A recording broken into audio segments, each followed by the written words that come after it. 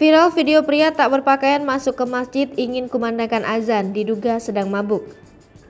Sebuah video merekam tingkah seorang pria yang dalam keadaan pengaruh minuman alkohol dan tidak memakai baju masuk ke dalam masjid.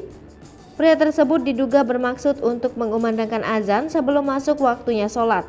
Diketahui, peristiwa itu terjadi di Masjid Darul Fikri Ledo, Dayung, Kecamatan Bengkayang, Kabupaten Bengkayang, Kalimantan Barat, Rabu 4 Mei 2022 sekitar pukul 4:06 waktu Indonesia Barat.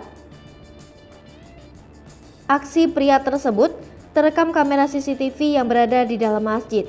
Video tersebut kemudian dibagikan oleh akun Instagram @terangmedia. Dalam video terlihat seorang pria tak memakai kaos dan hanya memakai celana sebetis masuk ke dalam masjid. Dia kemudian menuju ke depan mimbar. Ia sempat menyalakan lampu di dekat mimbar dan seperti mencari sesuatu. Ia kemudian menuju ke seorang pria yang tengah sholat. Pria tersebut kemudian mengajaknya bicara. Tak lama kemudian pria tersebut mencium tangan pria yang selesai sholat.